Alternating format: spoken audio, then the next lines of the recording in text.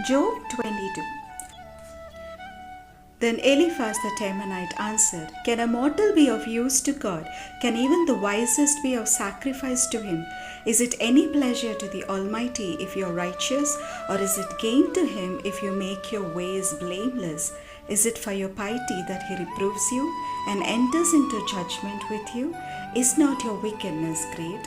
There is no end to your iniquities. For you have exacted pledges from your family for no reason, and stripped the naked of their clothing.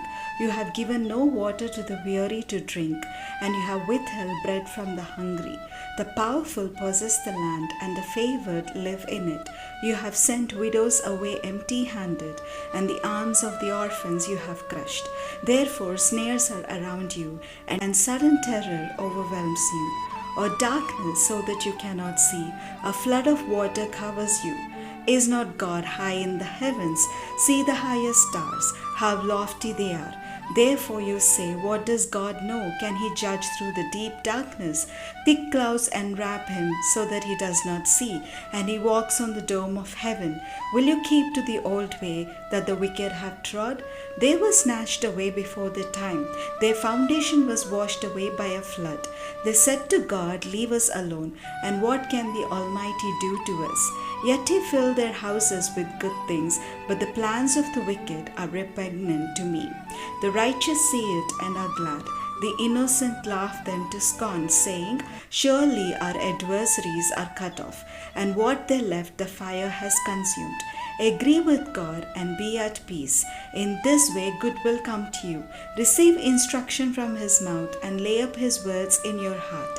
If you return to the Almighty, you will be restored. If you remove unrighteousness from your tents, if you treat gold like dust and gold of Ophir like the stones of the torrent bed, and if the Almighty is your gold and your precious silver, then you will delight yourself in the Almighty and lift up your face to God.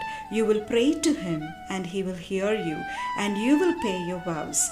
You will decide on a matter, and it will be established for you, and light will shine on your ways. When others are humiliated, you say it is pride, for he saves the humble. He will deliver even those who are guilty. They will escape because of the cleanness of your hands. Job 23. Then Job answered, Today also my complaint is bitter. His hand is heavy despite my groaning. Oh, that I knew where I might find him, that I might come even to his dwelling. I would lay my case before him and fill my mouth with arguments. I would learn what he would answer me and understand what he would say to me. Would he contend with me in the greatness of his power? No, but he would give heed to me. There an upright person could reason with him, and I should be acquitted forever by my judge. If I go forward, he is not there, or backward, I cannot perceive him. On the left he hides, and I cannot behold him. I turn to the right, but I cannot see him. But he knows the way that I take. When he has tested me, I shall come out like gold. My foot has held fast to his steps. I have kept his way and have not turned aside. I have not departed from the commandment of his lips. I have treasured in my bosom the words of his mouth. But he stands alone, and who can dissuade him? What he desires that he does, for he will complete what he appoints for me. And many such things are in his mind. Therefore I am terrified at his presence. When I consider it, I am in dread of him. God has made my heart faint. The Almighty has terrified me. If only I could vanish in darkness, and thick darkness would cover my face. Job 24. Why are times not kept by the Almighty? And why do those who know him never see his days? The wicked remove landmarks, they seize flocks and pasture them. They drive away the donkey of the orphan. They take the widow's ox for a pledge. They thrust the needy off the road. The poor of the earth all hide themselves.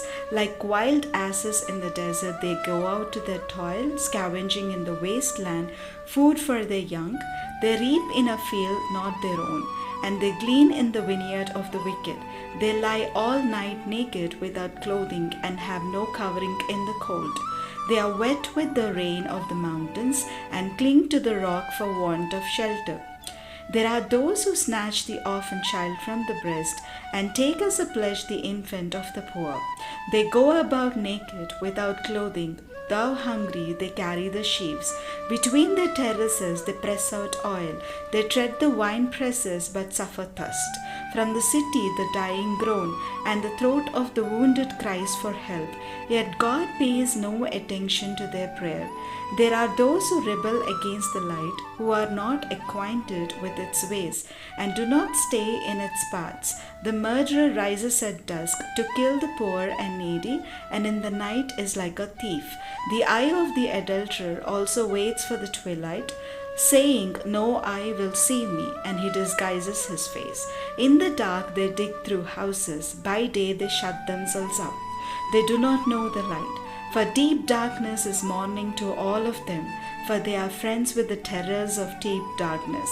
Swift are they on the face of the waters. Their portion in the land is cursed. No treader turns toward their vineyards. Drought and heat snatch away the snow waters. So does Sheol those who have sinned. The womb forgets them. The worm finds them sweet. They are no longer remembered. So wickedness is broken like a tree. They harm the childless women and do no good to the widow. Yet God prolongs the life of the mighty by his power. They rise up when they despair of life. He gives them security and they are supported. His eyes are upon their ways. They are exalted a little while and then are gone. They wither and fade like the mallow. They are cut off like the heads of grain. If it is not so, who will reprove me a liar and show that there is nothing in what I say?